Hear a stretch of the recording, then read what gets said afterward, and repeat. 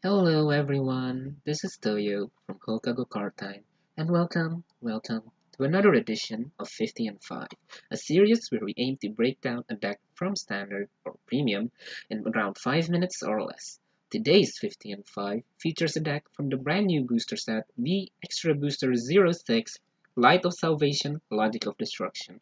This is Brandt Midrange for standard.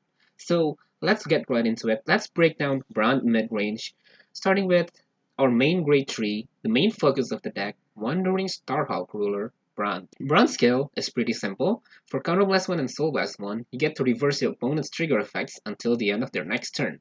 So crit now gives their Vanguard -1 crit, heal deals 1 damage to their Vanguard. This is a useful skill both for defense and offense because if your opponent has a lot of crits left in their deck, you can just no guard their Vanguard, and if they check a crit, you take no damage. Or if you're attacking them and they take damage and it's a heal, they take another damage. This is quite the annoying skill for the opponent to play around because it's all random. So a lot of the time they just can't play around it and you can cheese out a lot of wins this way.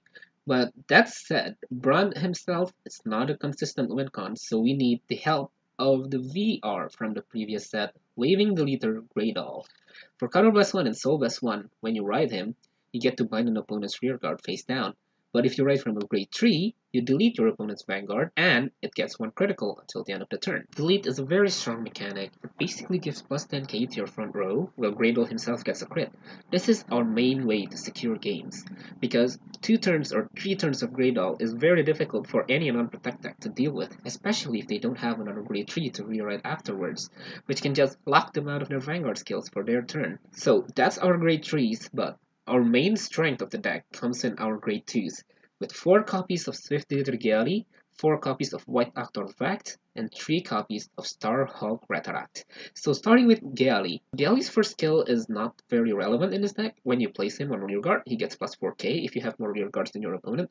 But what we're looking for is that other skill. On hit, on Vanguard or rearguard, you get to bind an opponent's rearguard face down. But if you don't bind, you get to draw a card. This is a very strong pressure tool, especially if you open multiples. You can ride 1 copy, call the other, and they suddenly have to guard 2 attacks. They want to prevent you from drawing 2 cards. A very strong card that still scales well into the late game because then you can start retiring key units such as Nemain for Shadows, Kados for Bermudas, and things of that nature. Next up we have Whiteact or Vect, another new addition. He's the other pressure tool of the deck. When he attacks, if the opponent did not call a trigger unit for that battle, you get to Counter Blast 1, draw a card, and bind an opponent's rearguard face down. So what this means is, even if the opponent just didn't guard at all, if they check a defensive trigger, you can still Counter Blast 1 to +2. It's very strong and definitely quite a broken effect. It's just being held back by the fact that Link Jokers are not very consistent at fielding field presence. So the main idea behind Vect is to either force their opponent to drop their triggers, or they just straight up take a damage, both of which are good options for you. Lastly, to fill out our grade 2 slot, we have Starhulk Rururi.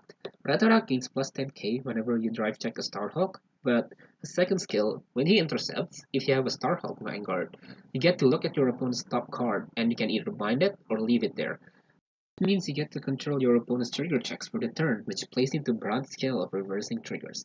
Lastly, our grade 1 lineup, 4 copies of Opener of Dark Gates, our main plussing engine.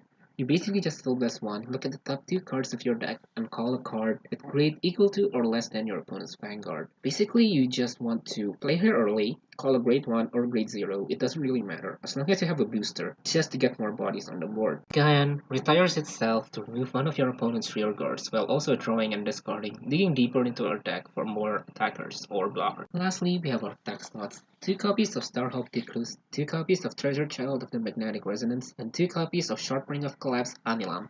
Anilam, at the end of a battle, she boosted the Vanguard. If the opponent called 2 or more units, you put her into the soul and draw 2 cards. Treasure Child gives 10k to another unit. Again, most of these cards just make our opponent think a lot about their guarding and how they want to guard, while also directly benefiting us. And lastly, Gikrus provides an additional bit of utility to the deck, while also providing that powerful Fate Seal effect that we talked about earlier. We're using the Starhulk starter to fuel Gikrus' skill. Trigger lineup, 5 crits, 7 draws. You want as many draws as possible to keep chain riding your Greidol to have a chance of finishing the game. So that was Brandt Midrange for standard. I think this deck is one of the best ways to take Wandering Starhulk rule Brandt because it provides everything. It has control, it has tempo, it has a powerful win con, and it pretty much just does everything that you want a deck to do. The only thing that's missing is a way to consistently beat Protect, but that's where Brandt comes in, with his ability to just deal damage to your opponent whenever they check a heal trigger. Whether this deck is competitive or not, I can't really say, but I think it's really fun, and if you're looking to build Brandt, this is definitely one way to do it. So that has been Brandt Midrange for Standard. Let us know what you think in the comments down below. If you like this style of deck profile, or if you want more, if you have any deck suggestions you want us to cover, also leave it down in the comments below.